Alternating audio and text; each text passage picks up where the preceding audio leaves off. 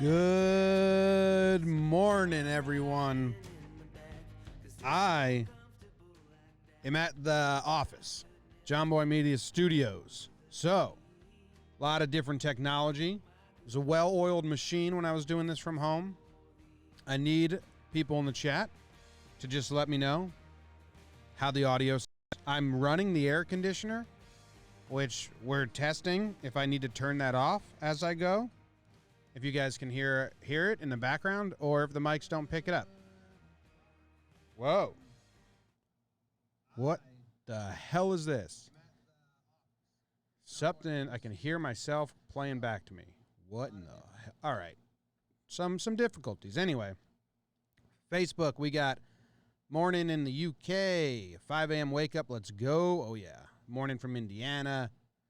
From Holland. Whoa. What's up, Armand in Holland? YouTube, we got Abe, we got Josh, we got Scott, we got Jake, Bo Clore, Hayden in Periscope. Cool. What up, everyone? How you doing? Yeah, this is the little studio-esque place. Oh, not Mr. Moon just said something I need to touch on. Anyway, cool. You can hear me. It's good. I got the light on me. I don't know how often I'll be doing this here or there. You should see my fucking screen right now. Maybe I'll tweet this out from the morning. I'll send it to producer Luke. He can tweet out from the morning Twitter studio. It's just me. A bunch of different ways. I got to get out of that. It's scary. Welcome to the morning show. My name's Jimmy, a.k.a. you may know me as John Boy. This is the morning show. It's bite-sized interest of everything I like. American history, American geography, baseball, books, music. So, it's Friday. It's my first time doing it in the office. I covered that. This is interesting. 3 different pictures of myself on the screen. And I can see that Facebook is way more delayed than the other ones. What an interesting thing. All right. Cool. Hello. Gotta get my bearings. I got iced coffee today because it's getting hot out, so I'm excited about that. And then I got a smoothie because I haven't had breakfast yet. And I'm going to have a smoothie for breakfast. Friday, we have a good slate of shows that have come out today. We got Talking Baseball today. We sat down with AJ Schnack, the director of Long Gone Summer, the new documentary coming out on Barry Bonds of Sammy Sosa and Mark McGwire in the home run race of 1998. Talked with him. We got to watch it. We had him on. We talked about it. Very, very cool story. I mean, an amazing summer for baseball. Like, it was the biggest story. It was the biggest sports story. It dominated, so that's cool. Talking Yanks. Actually, Talking Yanks isn't out yet. We're doing an interview at 1 o'clock today, and then it will be out as soon as we're done recording and editing. So it's a bit of a delay today. Talking Giants, I think they're out. What we're listening to, I know that's out. John Boy and Jake TV is out, and not Mr. Moon mentioned it. We did another episode of that show, Three's a Crowd, which is a show, an old show on Game Show Network where they had a husband sit down and his assistant sit next to him and his wife sit next to him, and they asked questions who knew the husband better, but it's not just a who knows him better, like what's his favorite food. It's like really fucked up. You know, this episode opened up. The first question was, how many times have you been to your assistant's house? And the one guy goes, well, this will probably end in a divorce, but I'd say about 50. And then just watch it if you want or don't. It's so messed up. It's so messed up. And then we have Watching Baseball, which is the 2017 wildcard game. Yankees won. First inning, Didi, home run. Bam, Sevy, couldn't do it. Bam. So that's everything that's coming out today. We're recording an interview today for Talking Yanks. We're recording a bunch of Laughs from the Past. Thanks to everyone who listened to the little laughs yesterday on Laughs from the Past. I think producer Luke just told me that we like broke a download record with that one. So that's cool. What else is going on today? We're going to record another Watching Baseball and then announce that those are coming to an end. Work on some breakdowns today. I have a meeting at some point. I don't know. Fun day. Let's get to the weather. I don't have the soundboard right now, so I can't play the That's all I have to say about that drop. Can't do it. In Little Compton, Rhode Island, it's 66 degrees and cloudy. 66 degrees and cloudy in Little Compton, Rhode Island. Little Compton, Rhode Island is a sight because, oh shit, look at this. It's like a peninsula, kind of, or like the corner. It's got two sides surrounded. Is there a word for pieces of land that have two sides surrounded by water? You know, all of them's an island, three of them's a peninsula. Is there a word for two? Just a corner spot? Corner lot? It's a corner lot. And Rhode Island's a fucked up state because they just went and stole everyone's coastline. You know? Some towns that have coastline, automatic moneymaker. Jersey Shore, it's going to make money every summer. People are going to go to the beach. They're going to rent houses. They're going to spend money. You know? In Florida, they can replenish the sand nonstop, which costs millions of dollars because they know they just got an economy right there.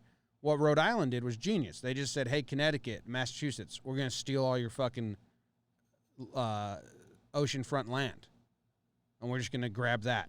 So, kind of bullshit. But I actually think Rhode Island was started because the dude got kicked out of his religion and then just started Rhode Island, I think. It's right on the border. You see this? This is the border of Massachusetts and Rhode Island. Right on the border. So I wanted to see. This is what I did last night when I was looking at this. Well, first, do I have any even fun facts about Rhode Island? Little Compton. It was named after some place called something Compton in England. So they named it Little Compton because that's what all the people that came over from England, they were very non-creative with their town names. New England, New Britain, New London, New Fairfield, New Milford. Just like, where'd we just come from? Okay, well, this is the new version of that. But Little Compton, there are no stoplights or four-way intersections at all in Little Compton. They say it's like traveling back in time when you visit there. But this is what I did. Check this out. Where's the border? There's people, there's houses on the border.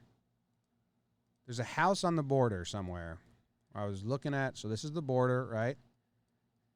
So this road goes on the border. Mullen Drive's on the border. Where was it? It was L something, I think. Just skimming the border. Where the fuck is it? Polo Club. That's cool. I think I passed it. I was trying to find neighbors who live on the same exact street, but one house is in one state and the other house is in another state. And it exists. I found it. Where was it? All these woods. Mullen Drive. This it? Yeah, so check this out. This is the state line. So this house is in Mass. This driveway is in Massachusetts. And this one, right next door, their neighbor, lives in Rhode Island. Like, do you think those guys pay different taxes? Or is there some, like, skirty, like, is there, like, a buffer zone on state borders? Where, like, one town's like, hey, technically we're over the line, but that's our, like, town. You pay our taxes. I don't know how it works. This guy's house, the driveway, Mullen Hill Road, it's in Rhode Island the whole way. Half of his house. Oh, that's kind of cool, man. This house is half in Rhode Island, half in Mass. So you park the car in Massachusetts, and if you walk all the way back, let's say this is the master bedroom, that's in Rhode Island. That's a fun fact if you bring, like, you know, a house guest, and then they walk from the kitchen to the bedroom, and then you go, no, you're in Rhode Island. Is that how that works? How do state borders work? Yeah, this guy takes the road in Massachusetts. His driveway starts in Massachusetts, then he enters Rhode Island. Like, if this guy doesn't have a sign halfway through his driveway that says, welcome to Rhode Island, that's a great dad joke. Can't even drop a map down here? That sucks. I mean, these border towns have to exist everywhere, but another one. These guys pull in in Rhode Island. Driveway starts in Rhode Island, then they move. Does that? Let me drop the dude.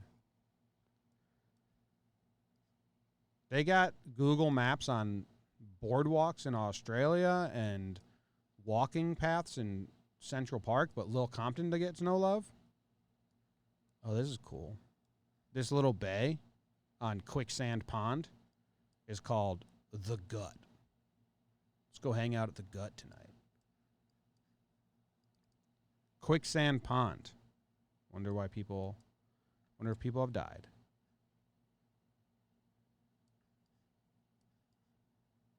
Anyway, how do border towns work? That was my main question. I thought that was cool. And yeah, someone should send that house a welcome to Rhode Island. Put it in the middle of your driveway. Bam. Just zooming in and zooming out. That's all I got on Little Compton. Wonder what Compton was named for. Pottersville Road. It's an unfortunate name of road. All right. That's all I got in Little Compton. Play the sound drop that I don't have. That's all I got to say about that. The player of the day is Monty Kennedy. Monty Kennedy. Look at that pose he's in. Why'd they take pictures of pitchers in that pose? Someone in the chat said, I have a family member whose house sits on the Georgia and North Carolina line. They pay taxes in both. No way. What? Why would you buy the house? Why would you build the house? Seems like a real oversight to build a house on a border knowing you're going to have to pay 2 taxes. Might be just like knock the house in half. Rent out the other half, and then that family pays those taxes. I don't know.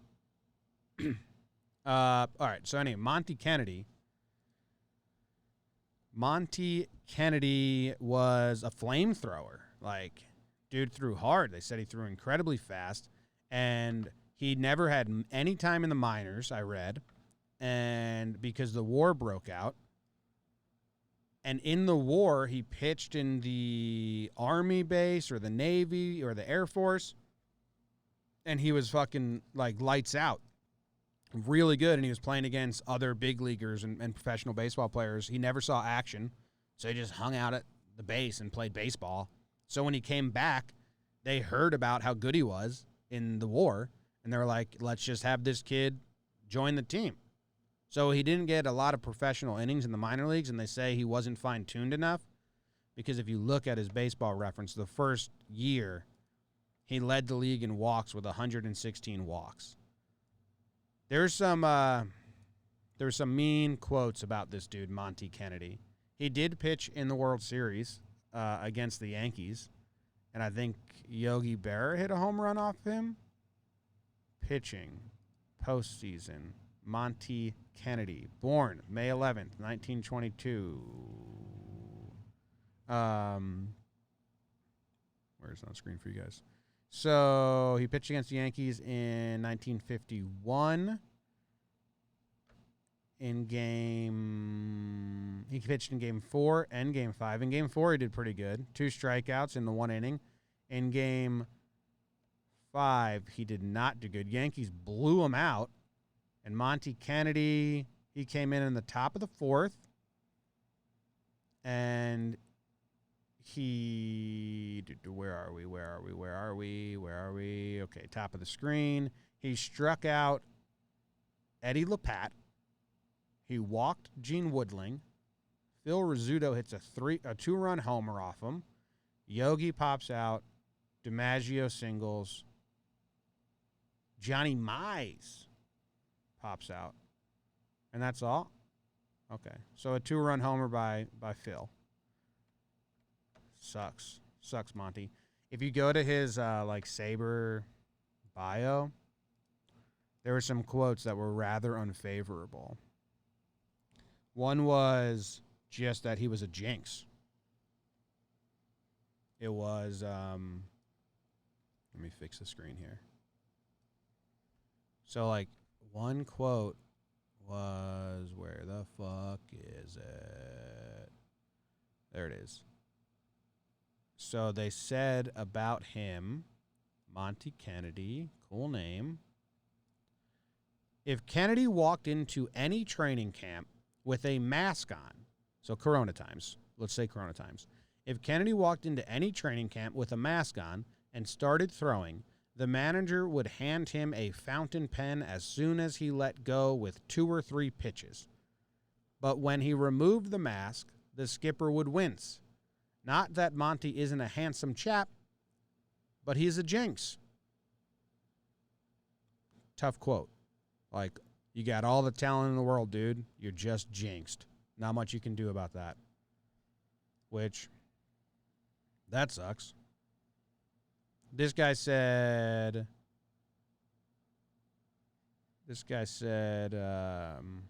you don't give up on pitchers who can throw like him. You have got to hope and work that they come through. You can bet any scout he can go from Boston to San Diego, Minneapolis to Houston, crisscross the country without finding a prospect who can throw like Kennedy. Nobody lets a fellow like that go, not for a long time. I think they eventually did let him go. All the catchers and stuff have quotes in this article about how fast he threw, and he was like the fastest thrower of his time. He didn't even like need a second pitch, but then he needed a second pitch, and he had a terrible second pitch, and he was tipping it. So who knows? He's in like top lists of like hyped prospects that flamed out. And he only played for, his real name was Montia. Yeah, Montia, to go by Monty. And he's buried at Dale Memorial Park in Chesterfield, Virginia. Go visit, say hi. He had an 8-year career, and he went to the bullpen for the last 3 years. Brutal. Everyone's like, well, if they let him pitch in the minors and gain some control before he go in the majors, he probably would have been one of the greats, which I'm sure Monty loved hearing. Sure he was ecstatic about that. One more thing I'm going to look at. I like looking at versus Hall of Famers. I think that's... Subscribe. New computer. But they're giving it to us anyway. Are they not? Well, whatever. I'm not logged in. Oh, it remembered my password. Baseball Reference changed to StatHead. Okay, so choose a batter filter. Choose a how do I do just Hall of Famers like we used to do?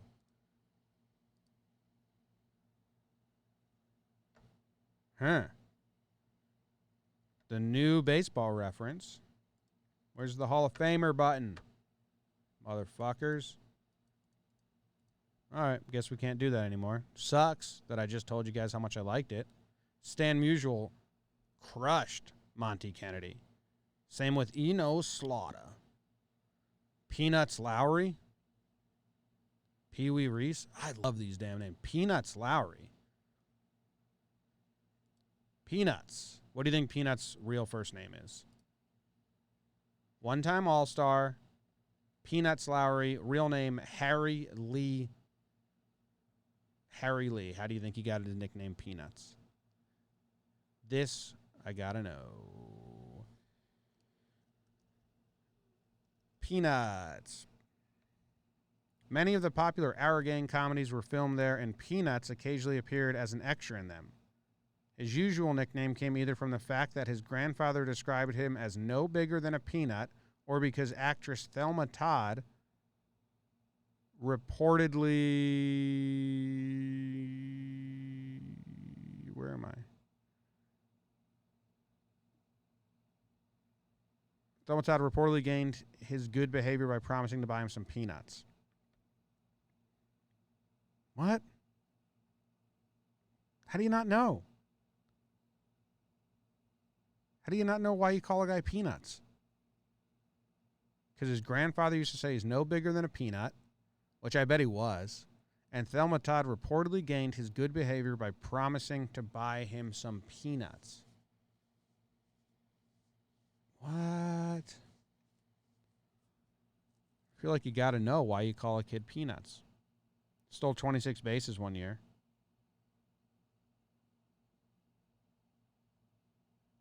Look at this. It says that he started in center the next day, batting third in the lineup between Phil Phillibuck Cavaretti and Bill Swish Nicholson, and went hitless. So just some more good names. Anyway, that was Peanuts Lowry, not the player of the day. The player of the day was Monty Kennedy. Everyone's favorite Monty. But Jordan Montgomery's coming for him. Middle name Calvin. Learn how to speak, idiot. Flamethrower, flamed out. Story as old as time. Someone said, what about the nickname Phillibuck? Yeah, what is that? I mean, his name was Phil. It didn't even come up. His name was Phillibuck. Baseball. Phil, nicknamed Phillibuck by Charlie Grimm. It sounds like just like a saying, like you just put that at the end of it. Phillibuck. Nicknamed Phillibuck by Charlie Grimm, Phil Cavaretti could very well have been Mr. Cub before Ernie Banks. So they don't give the reason why. People just gave nicknames out and they didn't remember why they gave him out. Phillibuck. That's Monty. That's all I got to say about that. Random book of the day. I'm keeping it simple, guys. It's Wild Bill. It's Wild Bill because you guys know I'm reading this currently, and I just been crushing it because I wake up at 5 a.m. now, walk the dog, and then I just read for a little bit. And did I tell you that I ordered the paperback? No more hardcover. Fuck that. Can't even bring it around with me. It's too heavy. I'm such a loser, though. I ordered the. Did I ever tell you this? I ordered the paperback. And I sat there and like all the highlighting and flagging and marking, I like had both books in front of me and I like switched them over. Just a loser. Just a book loser. Book nerd. All right, so this is where I'm at in this book, guys. It's pretty interesting. Wild Bill is the most famous gunfighter ever. He's like the talk of the town. The dime novels write stories about him every time. They're always not really that true, but people are scared of him. He dresses like a dandy. But Wild Bill Hickok starts going blind, which is really not good when you're a sharpshooter. Not blind. His eyes are sore. His vision goes blurry. Kind of like maybe what Brendan Drury had. Wild Bill Hickok, without the good vision, what are you? Because you got to kill people that try to kill you. And man, he that sucks. People would like ride into town to be the person that killed Wild Bill Hickok. You know, it was like a thing, and his vision's going blurry. So he had to quit being a marshal. He had to really quit like getting in trouble with people. So he tries to be an actor. Buffalo Bill Cody put together a stage play where a bunch of people from the West sit around a fire, tell stories, and Wild Bill's part of it. And it's so bad that people love it. It's so bad that it makes tons of money. They're just terrible at acting. They have like, you know, Indians come and they get in fights and it's brutal and the crowds are coming in droves, but they're laughing at them, not with them. And Wild Bill's like making more money than he's ever made, but he's so embarrassed because he's a guy whose stature is all about being badass and people being intimidated. Abe says, doesn't dandy mean not macho? Yeah, he didn't dress like a macho dude. He dressed in like floral vests and poofy white shirts, and he had curly long hair. But he was the juxtaposition there between the way he carried himself and then the way he carried himself was cool. So finally, Wild Bill gets so fed up being in this stage play that he knows he sucks at and he knows they're laughing at him, that he leaves. He's like, fuck this, I'm out, and bounces. Then he finds out that there's a bootleg version of the bad play, and an actor claiming to be Wild Bill in this bootleg version of the same play, Scouts of the Frontier or something like that. And Scouts of the Plains. So Wild Bill goes to this theater. Where is it? Yes, Hickok attended that night sitting in the first row. He was appalled by what he saw. Not just that it was a second-rate version of what had been a third-rate play to begin with, but seeing it from the perspective of the audience, Hickok was intensely embarrassed to have been in it. So he sees it, and he's like, holy shit, I get why they were laughing at us now. This is brutal. And then during a scene where the Hickok, who's the guy pretending to be Wild Bill, is fighting off several Comanche warriors, the real Wild Bill couldn't take it anymore. He jumped onto stage. A manager rushed to try and stop him. Hickok just tossed him into the orchestra pit. He went up to the actor that was pretending to be him, just socked him right in the face, into the drapes and the cheap scenery that was going. So that all falls down. Punches the dude. Wild Bill walks back to his seat in the front row and says, okay, I think the show can go on now. It's going to be better now. And which is quite the scene.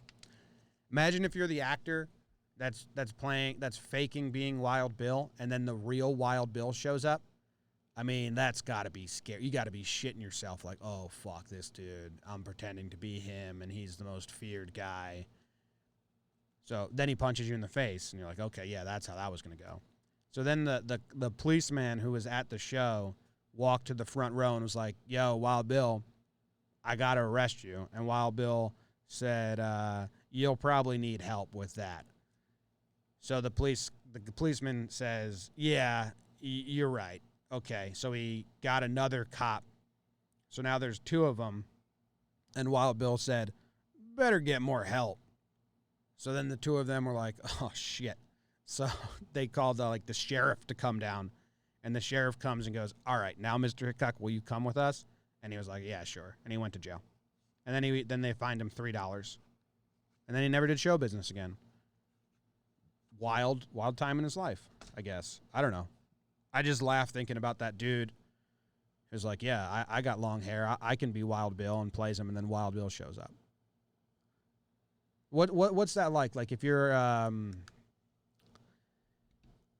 cover band, right? And then the real lead singer comes up, and it's like, oh, I hope he fucking likes this. And then when the real singer doesn't like how you're covering his bands, that's probably scary.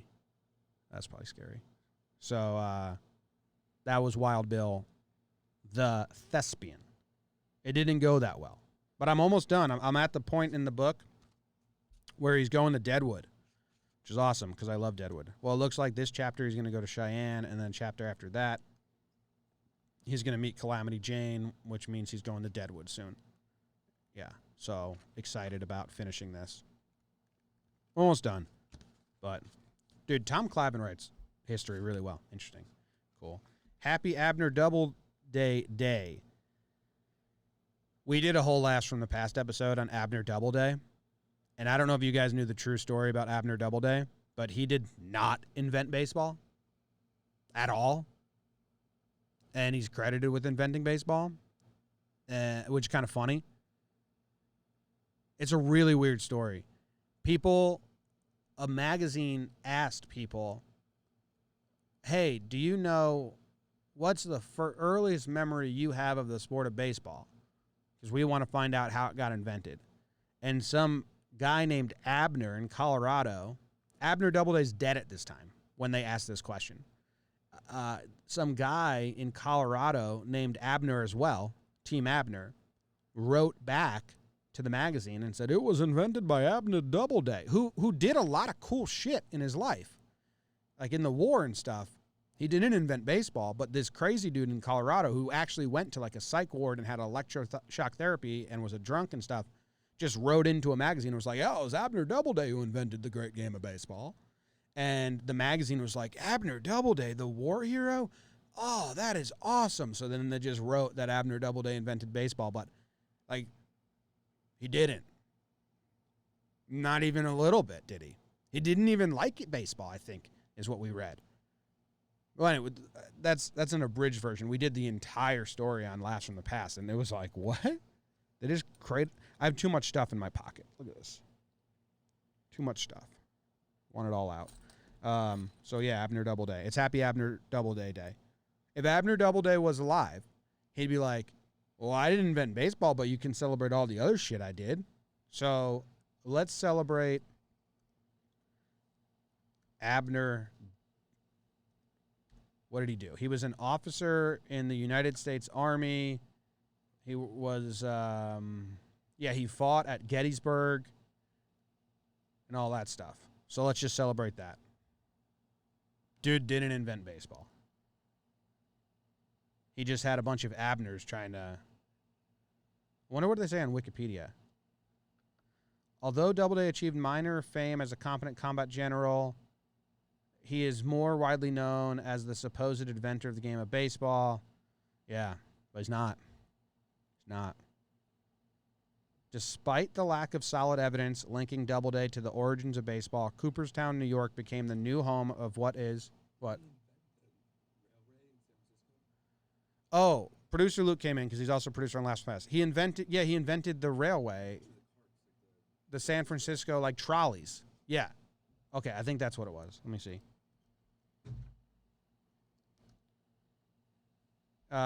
He obtained a patent on the cable car railway that still's there. So if you want to celebrate Abner Doubleday, those fucking cool trolleys in San Francisco, that's what he did. Yes. Whoever's running the John Boy Media account, his obituary said he hated outdoor sports, but he's celebrated as the inventor of baseball. It's weird. It's just a weird thing. It's like, hey, Cooperstown, fix that maybe? I mean, but whatever. All right, I'll look at the chat a little bit. How's the people on Facebook? I don't have up. Friday night in Sydney. On to beers already. Cool. You have your own baseball card yet? No, we don't have our own baseball card yet. I think you can do it. Like, I think Topps, you can I think there's a way that we could do that if we wanted to, but I mean, I don't got time to put work into that shit. There's I'm not going to design a card and upload it and stuff just to be like, I got my own card. It's like, seems like, I don't know, waste of time. That's what YouTube did with the plaque. When when we broke whatever amount of subscribers gets you the plaque for YouTube, everyone was like, get it. So I looked into it, and it's like a whole process to order it just to show it off. I'm not fucking doing that. I don't got free time. Why would you mention how much you hate sports in your obituary? Well, you don't get to write your own obituary. For sure you don't get to write your own obituary. But they just said he didn't like the outdoors or something like that. I don't know. It was like a weird line. You should write a book. That'd be fun. I've written 2. But they were just hobbies that I did in college. I just like doing stuff. Okay. Let's see. God invented baseball. I think you're going to have a tough time proving that as well. Some obituaries are random. Yeah, we ran into a weird obituary the other day. All right, I hope everyone has a fantastic Friday evening. If you have, Abe, I saw at the top of the show, you asked if Producer Luke takes song recommendations. If anyone has recommendations of any kind, Mornin by John Boy on Twitter and Mornin by John Boy on Instagram will be the places. Follow there, interact there, and that's where we can do all that. And I think I made a Spotify playlist of all the songs I play. I haven't shared that yet. I'd made that a week ago, and I never told anyone about it. I don't know. I should have told people about that. But yeah, there is one if you ever want to see that. Oh, they're taking the dumpster out. Can you hear that? Taking the dumpster out next door. Someone wants to talk the challenge real quick. Well, the challenge on MTV just had a banger of an episode. I thought the Wes and Bananas elimination I wasn't that into it. That rivalry so staged, everything so staged. But I thought the snake move that Bananas and Josh pulled on D, this week was so cool, and then I thought the elimination itself was different and new and really fun. Someone asked, "Did you notice the de-editing job on the challenge this week?" Do you think so? They would have to like really change stuff to edit it. I didn't notice that they did anything, but like, I think Dee painted herself as a villain and wanted to be a villain anyway. She sucks, so I don't know. I'm glad she's not on the show anymore. Spoiler, I just spoiled it for everyone. I got to play the music through my phone, which is kind of harder. Drop the Spotify link. I will. I wonder if you can just search it. If you just search Mornin by John. Well, it comes up for me because I made it. But it's called Mornin by John Boy. And I haven't updated it yet. But anyway, I hope you guys have a fantastic weekend. We'll be back next week. Hopefully we can figure out if I'm doing it here or the house or I have both. Someone said, is Wild Bill worth a read? If you like history. I mean, I've told a couple stories on here. Not all of them. I'm not just trying to give away the whole book, but I've told a couple stories, and I find it fascinating. And Clavin does a good job of not writing like a history book. Like, he makes it really, really digestible and fun. And he tells you, like, here's the real history, and here's, like, the legend that we can't prove, but it's a good story. So he, like, mixes both. He has a lot of books. Like, Dodge City's a good one, too. But I'm enjoying it. All right. I'm out. Playing this little song. Thanks for hanging out. Appreciate you. I'll see you on Monday.